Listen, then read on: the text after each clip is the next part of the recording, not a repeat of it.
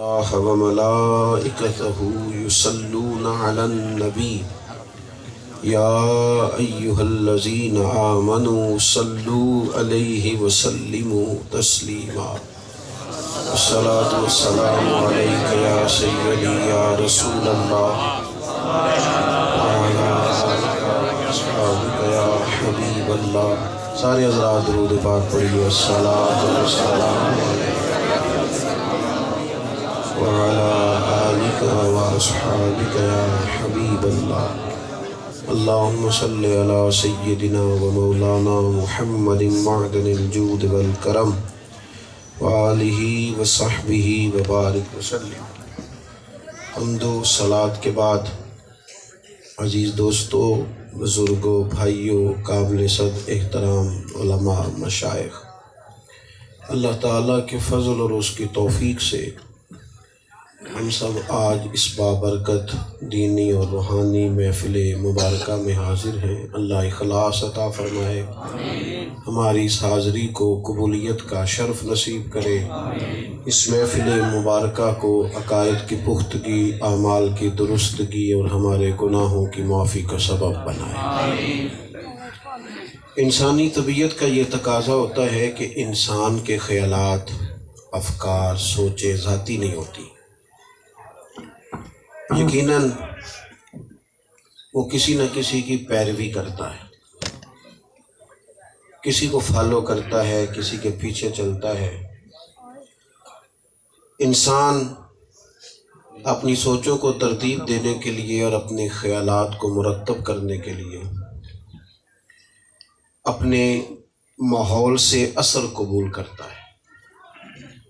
جن لوگوں کے عقائد پختہ ہوتے ہیں، آپ تلاش کر کے دیکھ لیں، وہ پختہ عقائد والے لوگوں کے پاس بیٹھتے ہیں، جس کی وجہ سے وہ نظریاتی پختگی انہیں نصیب ہوتی ہے۔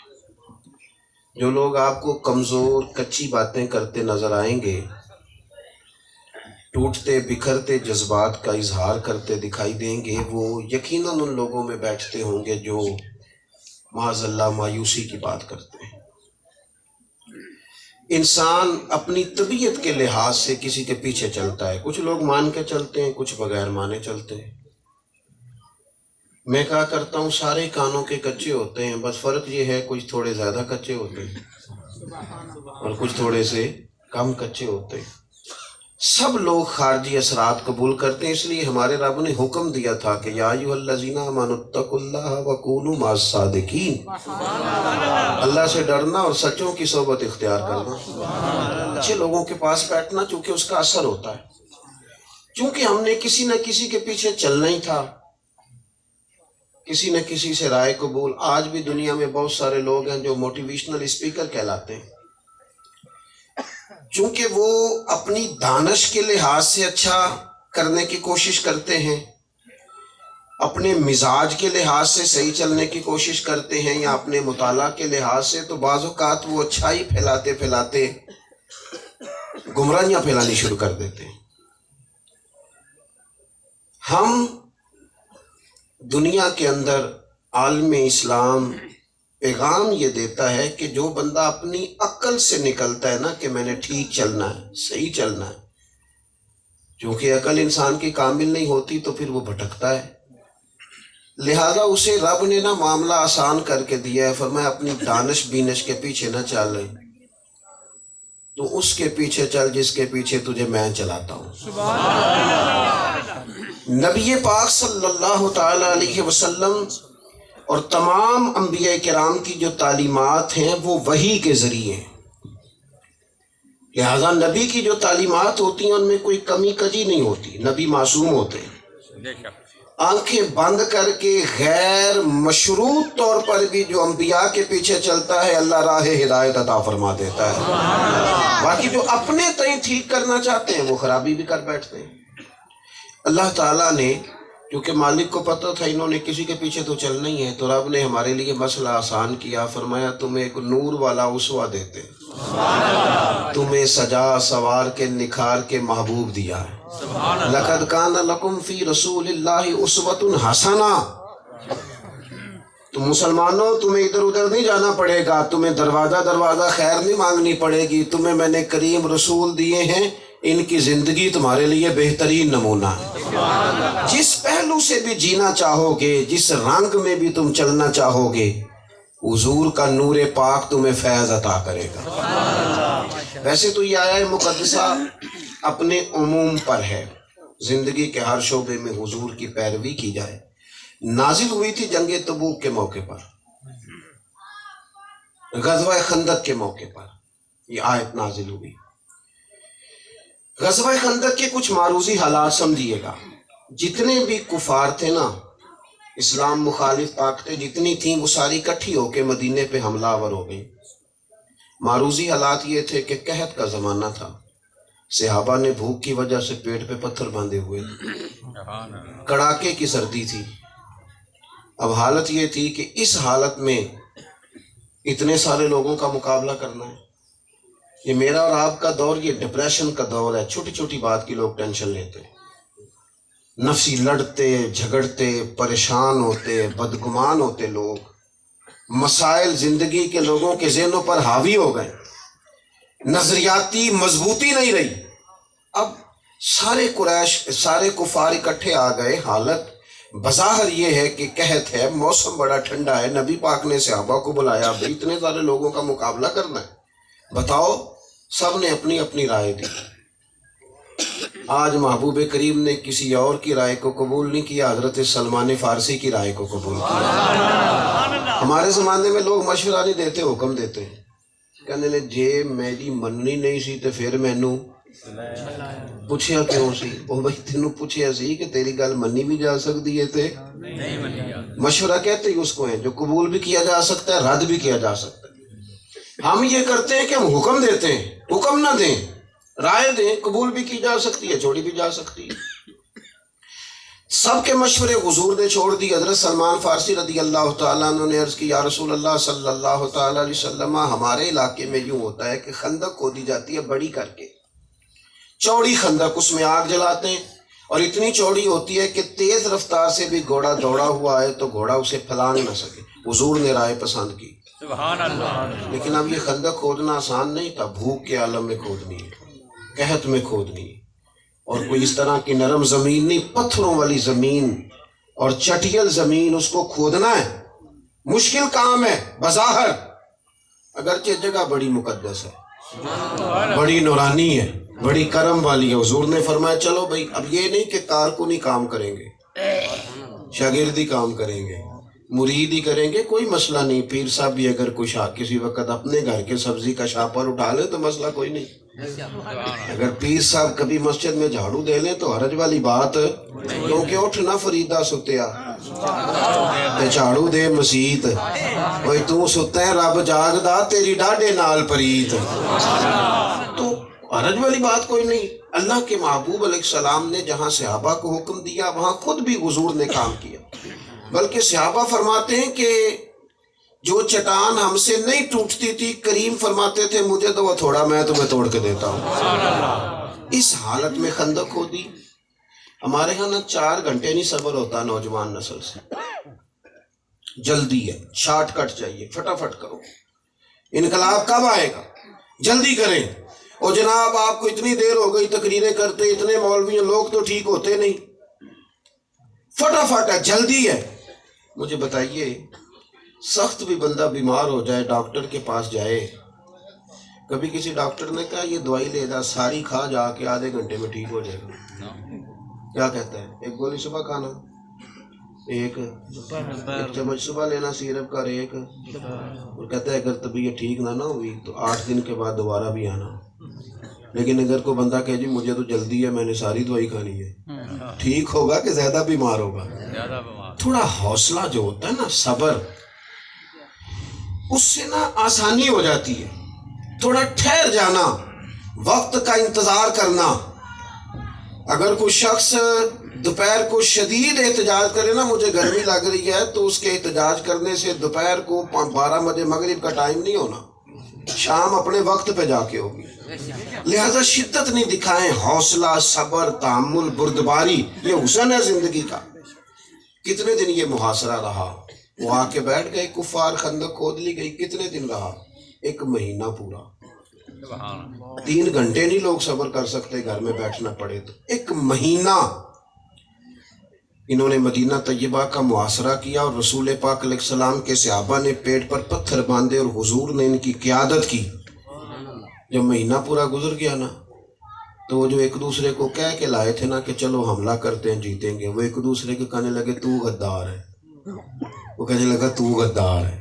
وہ کہتا تو غدار ہے، تو نے ہمیں کہا تھا چل چلیں، تم زبردستی لائے تھے. وہ ایک دوسرے کو برا بھلا کہنے لگے. ہوائیں تیز چلی، خائب و خاسر ہو کے مدینہ طیبہ سے واپس لوٹ گئے. اس سارے ماحول میں محبوب یوں ڈٹ کے کھڑے ہوئے کہ وہ ہماری طرح کے لوگ جو ذرا سی باتوں پہ گھبرا جاتے ہیں نا، رب نے ان سے فرمایا لَقَدْ كَانَ لَكُمْ فِي رَسُولِ اللَّهِ أُسْوَةٌ حَسَنَةٌ. یہ دیکھو نا، ادھر آؤ نا، یہ دیکھو تمہارے لیے میرے نبی کی زندگی بہترین نمونہ ہے. تھوڑا سا زندگی میں ٹھہراؤ، تھوڑا صبر، تھوڑا حوصلہ، معاملہ فہمی، بغور چیزوں کو دیکھنا. 3-4 چیزیں نبی پاک علیہ السلام کی سیرت سے ضرور سیکھیں، ضرور، اور کبھی ان کو فراموش نہ کریں. ایک تو حضور کی سیرت ہمیں بتاتی ہے کہ رویوں کو ہمیشہ مثبت رکھیں. یہ جو منفی سوچیں ہوتی ہیں نا، منفی، ہمارے ملک کا بھلا کیا حال کیا لوگوں نے.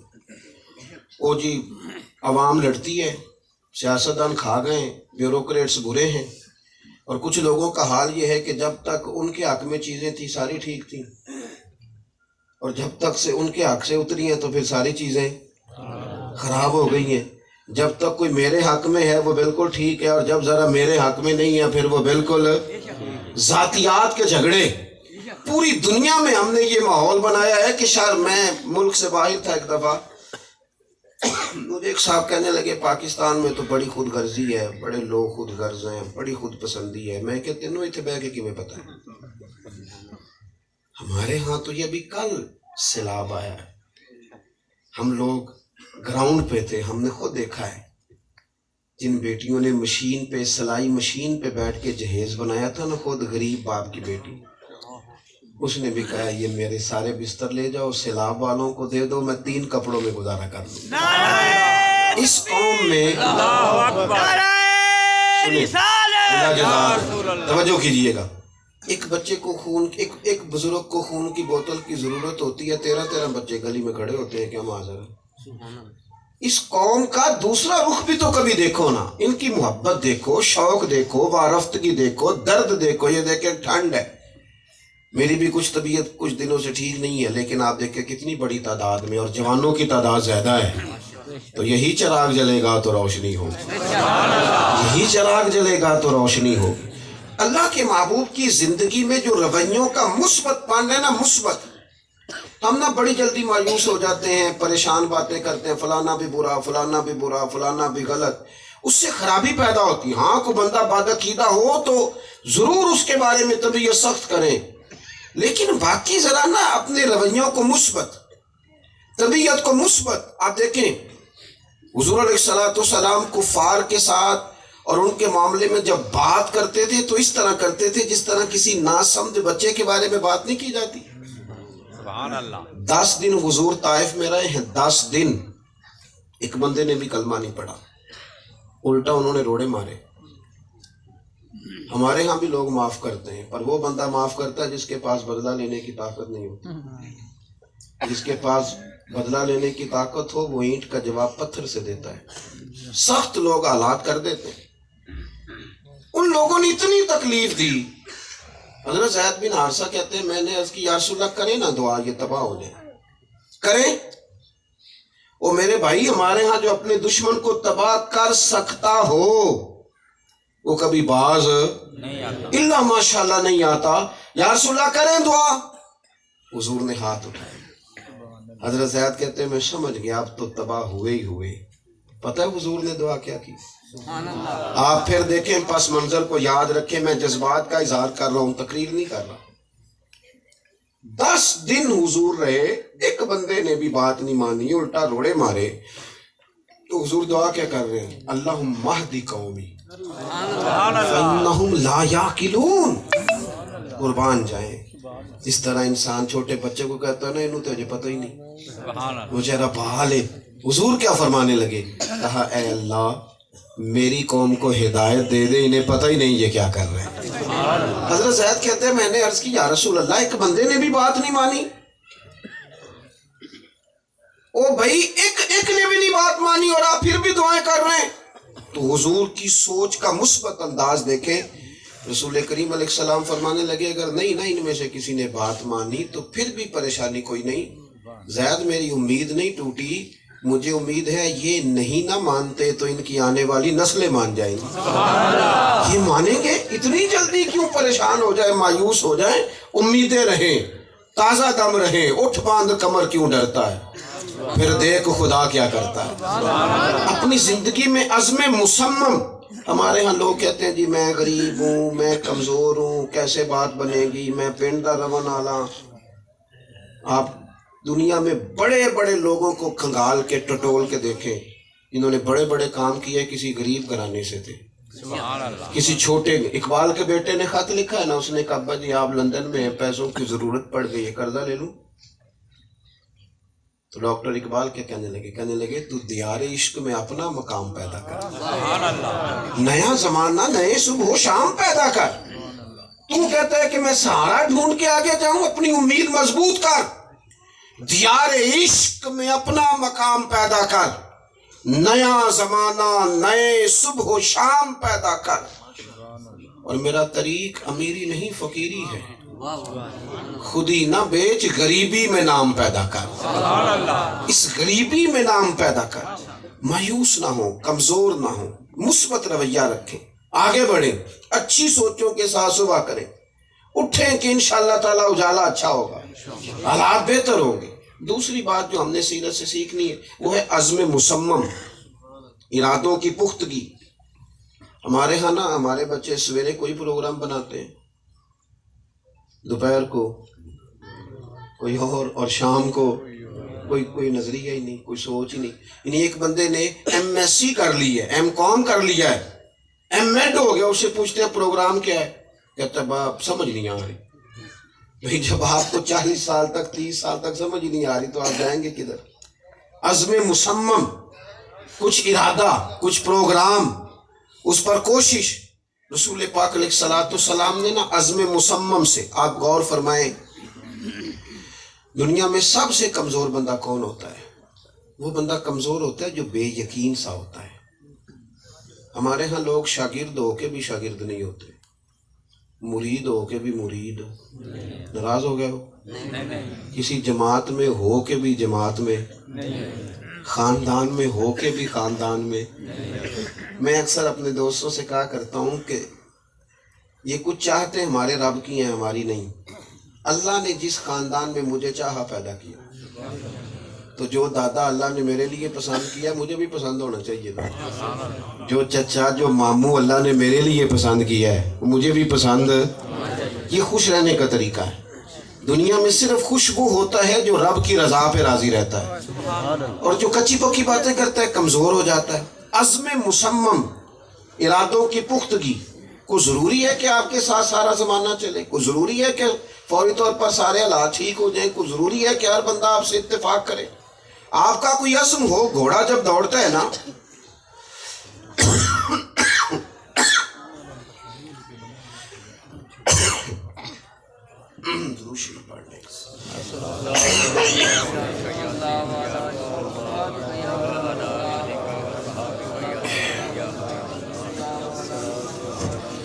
گھوڑا جب دوڑتا ہے نا تو کئی دفعہ نا کانٹے دار جھاڑیاں اس کے پیروں کو لگ جاتی ہیں، لیکن اگر دوڑتا رہتا ہے نا، توجہ ہے آپ دوستوں کی، یہ چوپ کرانے والے ذرا چوپ کر دیں مہربانی کریں، یہ جو کہہ رہے ہیں آگے جائیں پیچھے جائیں، جو انشاءاللہ آئے گا نا اسے جگہ بھی مل جائے گی، آپ خاموشی سے رہیں، اللہ تعالیٰ جزائے خیر دے۔ زیادہ باتیں ہو گئی ہیں، تھوڑی رہ گئی ہیں بس، آپ توجہ فرمائیں۔ عزم مصمم، آپ کے ارادے کی پختگی۔ دیکھو نبی کریم علیہ السلام پر وہ بھی اللہ تعالیٰ نے اعزازات دیے کہ اذا جاء نصر اللہ والفتح، لیکن اسلام پر ایک دور وہ بھی آیا کہ جب ہجرت کرنی پڑی۔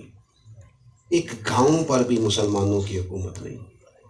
کریم محبوب کا دل چاہا، طبیعت چاہی کہ ہجرت کا حکم ہو گیا ہے تو میں ذرا بیت اللہ شریف کی اندر سے زیارت کر لوں. عثمان بن طلحہ کے پاس چابی ہوتی تھی.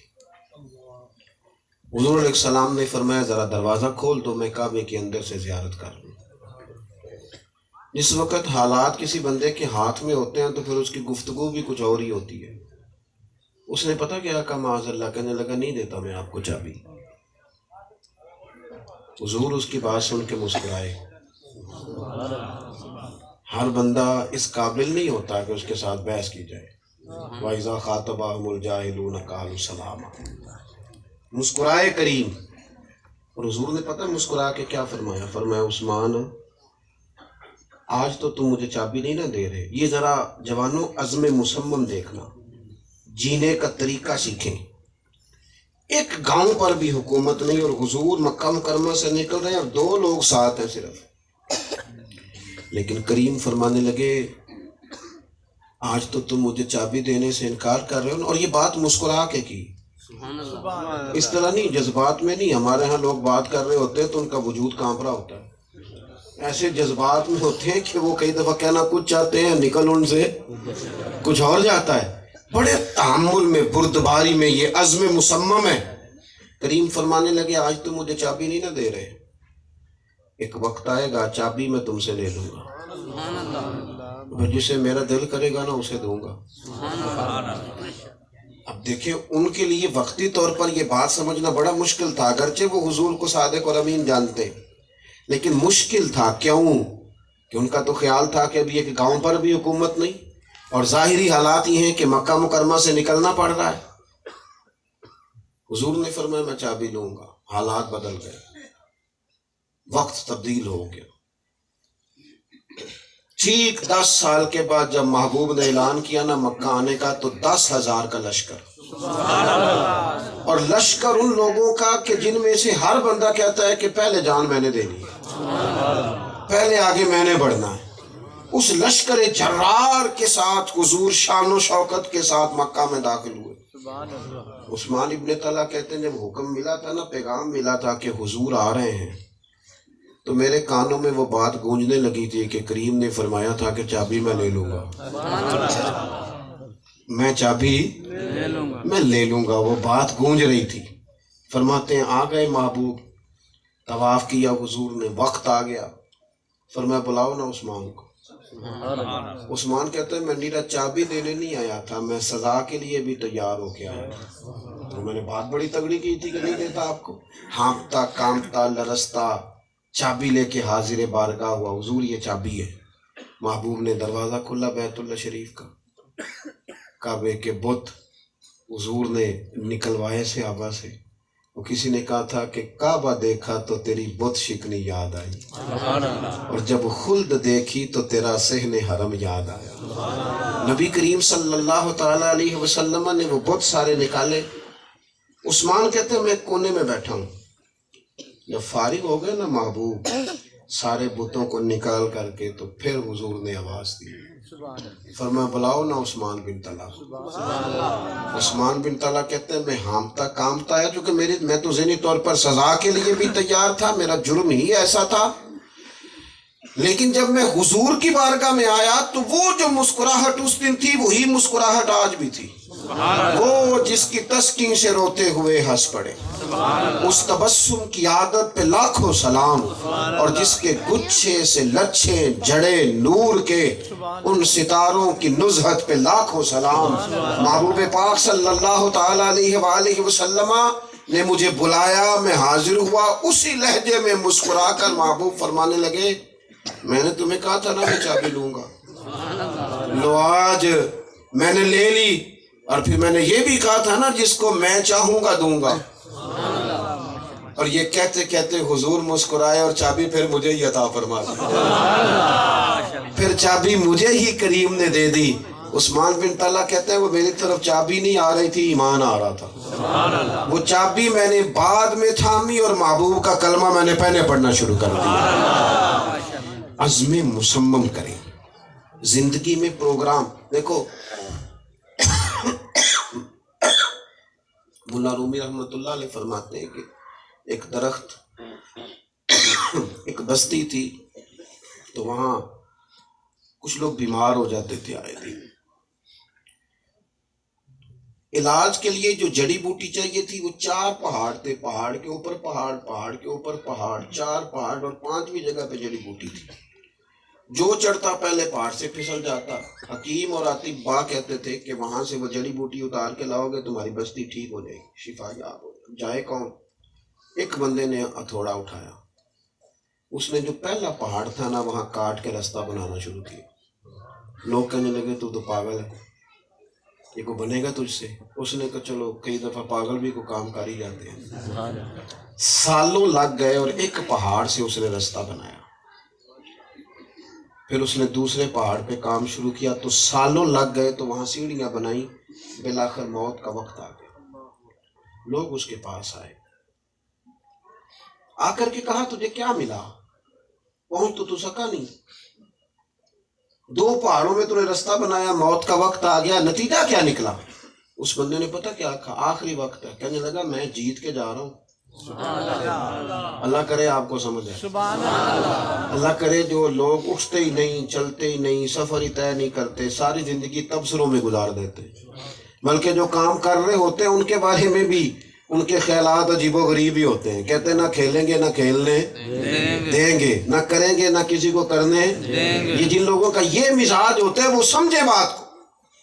اس نے کہا میں کامیاب ہو کے جا رہا ہوں۔ کہا آپ کیسے کامیاب ہو رہے ہیں؟ اس نے کہا خدا کے بندو میں نے آدھا راستہ تو آسان کر دیا نا، اب جو میرے بعد شروع کرے گا وہ 0 سے شروع نہیں کرے گا، 50 سے شروع کرے گا۔ آدھا میں نے آسان کر دیا ہے، اب نا ہمارے ہاں لوگ آدھا راستہ بھی آسان نہیں کرتے۔ اگر آدھا ہی کر دینا چلو جو آئے گا وہ آدھے سے شروع کر لے گا۔ عزم مصمم کرے، کوئی ایک کام اپنے ذمے لے لیں ایک، اور اس کو صحیح کر کے سر انجام دیں۔ اگر ہم عزم مصمم نہیں کریں گے تو پیچھے رہ جائیں گے۔ تیسری بات، اور بس اسی پر میں نے اپنی گفتگو سمیٹنی ہے، میں آتی دفعہ 2 دفعہ دوا لے کے آیا ہوں۔ بڑے محبت والے بھائی تھے، ان سے میں وعدہ کر بیٹھا تھا کہ میں جاؤں گا، ورنہ میں 2-4 دن سے درگزر پہ ہی ہوں، دوستوں سے کہہ رہا ہوں کہ چھٹی دے دو، لیکن یہ مکتب عشق کا دستور نرالا دیکھا، اس کو چھٹی نہ ملی جس نے سبق یاد کیا۔ یہ معاملات ایسے ہو جاتے ہیں کہ بعض اوقات آپ جس حالت میں بھی ہیں آپ کو آنا ہے۔ بہرحال آپ توجہ فرمائیں گے، ایک بات تیسری حضور کی سیرت مبارکہ میں جو بڑی اہم ہے، جب ہم نے مثبت ہونا ہے اور جب ہم نے کچھ کرنے کا ارادہ کرنا ہے تو ایک تیسری بات یہ ہے کہ پھر ہم نے تھوڑا سا نا دوسروں کے جذبات اور احساسات کا بھی خیال کرنا ہے۔ ہمارا یہ جو دور ہے نا یہ حقوق مانگنے کا دور ہے، حقوق دینے کا نہیں۔ اگر ہم مانگنے کی بجائے سخی بن جائیں نا، یعنی حقوق دینے شروع کر دیں، طے کر لیں کہ میں نے سب کے حقوق ادا کرنے ہیں، میرے کوئی کرے چاہے، اگر یہ ذہن بنا لیں تو مضبوطی ہو جائے گی۔ میری طرف دیکھیں جی، رعایت نہیں کرتے ہم دوسروں کے جذبات کی اور احساسات کی، اور نبی پاک علیہ السلام کا طریقہ مبارکہ کیا ہے؟ آپ میری طرف دیکھ رہے ہیں جی، حضور علیہ السلام کا طریقہ مبارکہ یہ ہے کہ سرکار فرماتے ہیں میں نماز پڑھاتا ہوں نا جب تو میرا دل کرتا ہے لمبی پڑھاؤں، لیکن پھر پیچھے سے کسی کے بچے کے رونے کی آواز آتی ہے تو میں سوچتا ہوں کہ اس کی ماں پریشان ہوگی۔ یعنی نماز میں بھی میں یہ خیال کرتا ہوں کسی کو تکلیف نہ ہو رہی ہے، فرمایا میں پھر نماز چھوٹی کر دیتا ہوں۔ مختصر ایک دفعہ حضرت معاذ ابن جبل نے لمبی نماز پڑھائی تھی اور کسی نے شکایت لگائی تھی تو حضور ناراض ہو گئے تھے۔ فرمایا کیوں لمبی نماز پڑھاتے ہیں آپ؟ اتنی پڑھائیں جس کو لوگ آسانی سے نبھا سکیں۔ ویسے آج کل ہمارے امام لمبی کبھی آپ نے دیکھا ہے؟ انہوں نے سورۃ بقرہ پڑھ دی تھی نماز میں، تب پیچھے ایک مقتدی پریشان ہو گیا تھا، تو ہمارے ہاں تو میرا خیال ہے اب کوئی بھی نہیں سورۃ بقرہ پڑھتا ہے کوئی۔ ویسے الگ بات ہے کہ جو قوم 1.5 گھنٹہ شناختی کارڈ اور پاسپورٹ کے دفتر کھڑی رہتی ہے، امیگریشن کی لائن میں کھڑی رہتی ہے، وہ تراویحوں میں 40 منٹ نہیں کھڑی ہوتی۔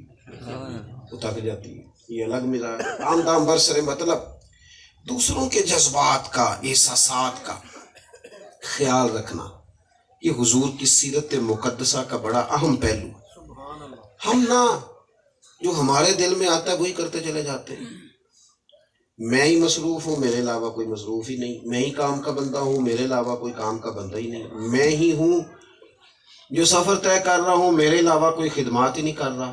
جب تک دوسرے کی اہمیت کو محسوس نہ کیا جائے، قدر نہ کی جائے، احساسات کا خیال نہ رکھا جائے، یعنی 1 منٹ لگاتے ہیں نا لوگ، کھانا پکا ہوا نقص نکال دیتے ہیں، یہ کیا پکایا ہے؟ تو بھئی آپ گرمیوں میں ذرا آدھا گھنٹہ کھڑے ہو نا باورچی خانے میں، لاگو پتہ نہیں جاتا کیسے کھانا پکتا ہے، لیکن ماں بدولت آئے ہیں، اوہو باہر سے ایسے جیسے بڑی ہستی کوئی آ گئی ہے۔ حضور جذبات کا خیال کرتے، توجہ فرمائیے گا حدیث پاک پر، سیدہ طیبہ طاہرہ حضرت عائشہ صدیقہ ام المومنین رضی اللہ تعالیٰ عنہا فرماتی ایک دن نا حضور قریب مسکرانے لگے اور لاجپال مجھ سے فرمانے لگے عائشہ ایک بات کروں تمہارے ساتھ؟ میں نے عرض کی حضور کرے۔ فرمایا جب تم مجھ سے ناراض ہوتی ہو تب بھی مجھے پتہ چل جاتا ہے، اور جب راضی ہوتی ہو تب بھی پتہ چل جاتا ہے۔ کہتی میں نے جلدی سے عرض کی حضور مجھے میری ماں روئے، میں آپ سے ناراض؟ فرمایا بتاؤں پھر؟ یا رسول اللہ بتائیے۔ تو محبوب فرمانے لگے کبھی کبھی قسم اٹھاتی ہو؟ میں نے عرض کی حضور اٹھاتی ہوں۔ فرمایا جب خوش ہوتی ہو تو کہتی ہو مجھے رب محمد کی قسم، اور جب تمہارے دل میں کوئی بات ہوتی ہے پھر کہتی ہو مجھے رب ابراہیم کی قسم، پھر جناب ابراہیم کے نام سے قسم اٹھاتی ہو۔ اللہ اکبر۔ حضرت عائشہ صدیقہ کہتی ہیں میں تو تڑپ گئی، میں نے کہا یا رسول اللہ قربان جاؤں، آپ اتنا احساس کرتے ہیں جذبات کا؟ بھائی جان میں تے کہ تھوڑی کرنا تسی اور تھوڑی کرانے لگے، میرے کو ذرا بیٹھ جاؤ، اللہ آپ کو خوش رکھے۔ بس بات ختم ہو گئی تھی، آپ لائیں جلائیں، اب رات اللہ آپ کو جلائے۔ ہو گیا جی، اب میری بات سنیں جی 2 منٹ۔ فرماتی ہے کہ میں مجھ پر وجدانی سا ماحول بن، یا رسول اللہ آپ اتنا جذبات کا خیال رکھتے ہیں؟ یعنی کوئی کیا بول رہا ہے، کیا سوچ رہا ہے، اس کا احساس کرنا، اس کا خیال رکھنا۔ ہمارے ہاں تو پورا احتجاج کیا جائے پھر کوئی بات سنتا ہے، پورا جب تک گھر میں باہر کسی بندے کو بھی بات منوانی ہو تو پورا لوگوں کو احتجاج کرنا پڑتا ہے۔ نبی کریم جذبات کا خیال فرماتے ہیں، احساسات کا خیال فرماتے ہیں۔ سرور کائنات علیہ الصلوۃ والسلام لوگوں سے محبت کرتے ہیں، ان کو ان کے مرتبے کے مطابق اعزاز عطا کرتے ہیں۔ یہ حضور نے ہمارے لیے سنت چھوڑی۔ جب ہم تھوڑا سا نا جذبات کا خیال رکھنے لگیں گے نا، اگر ہماری طبیعت میں جذبات ہے نا تو ہمارے گھر میں بھی کچھ لوگ ہیں، ہمارا اخلاق باہر بہت اعلیٰ ہوتا ہے اور گھر کے اندر، بلکہ آج کل تو یہ ماحول بن گیا ہے کہ چونکہ ہم میڈیا کی دنیا میں زندہ رہنے لگے ہیں، ہماری نفسیات پر واٹس ایپ اور فیس بک اور موبائل اور فلاں سوار ہے نفسیات پر، تو اب تو یہ حال ہو گیا ہے کہ جو بندہ جہاں بھی ہے نا وہ ہر وقت وہ، یعنی جج صاحب کا دل کرتا ہے میں گھر بھی آؤں تو کوئی فیصلہ ہی کرا لے مجھ سے، ٹیچر کا دل کرتا ہے گھر آؤں تو سب کتابیں نکال لیں، علامہ صاحب پیر صاحب کا خیال ہوتا ہے سب دست بستہ کھڑے ہو جائیں۔ او بھائی تو جج باہر تھا، یہاں تو کسی کا بیٹا بھی تو ہے نا، کسی کا بھائی بھی تو ہے نا، کسی کا شوہر ہے، تو کہتا ہے میں تھکا ہوا آیا ہوں، اور یہاں حال یہ ہے کہ سارے دن کی کچھ باتیں ہیں جو صرف آپ سے ہی ہو سکتی ہیں۔ اللہ نے آپ کو کسی کا لباس بنایا ہے، آپ کے دل میں کشادہ روئی ہونی چاہیے، آپ کے اندر وہ جذبات ہونے چاہیے، وہ خوبصورتی ہونی چاہیے۔ تو 3 باتیں میں نے آپ کی خدمت میں آج حضور کی محبت کی عرض کی ہیں۔ ایک تو مثبت رہیں زندگی میں جتنا رہ سکتے، کم سے کم منفی ہو۔ جتنا انسان زیادہ مثبت ہوتا ہے اسے اللہ کی مخلوق اتنی زیادہ پیاری لگتی ہے، وہ کائنات کے رنگوں کو اتنا زیادہ حسین کر کے دیکھ لیتا ہے۔ اور دوسری بات یہ کہ عزم مصمم کرے۔ اپنی زندگی کتنا وقت بیت گیا، کتنا، اب تو مطلب اس طرح ہے کہ کئی دفعہ سوچتے ہیں کہ یار کئی کلاس فیلو چلے گئے، کئی قریبی چلے گئے، کتنے لوگ تھے جنہاں باجوں ایک پالنی سنجیدے، انہوں شکلاں بھی یاد نہ رہی ہیں۔ کچھ کر جائیں زندگی میں، کچھ عزم ہو، کچھ کر جائیں۔ تیسری بات یہ کہ اس کرنے میں اور مثبت رہنے میں دوسروں کے جذبات اور احساسات کا ضرور خیال فرمائیں۔ آپ بہت بڑی تعداد میں آئے، بڑی خوبصورت محفل سجائی گئی۔ اللہ تعالی ہماری حاضری کو قبولیت کا شرف عطا کرے۔ آخر دعوانا ان الحمدللہ رب العالمین۔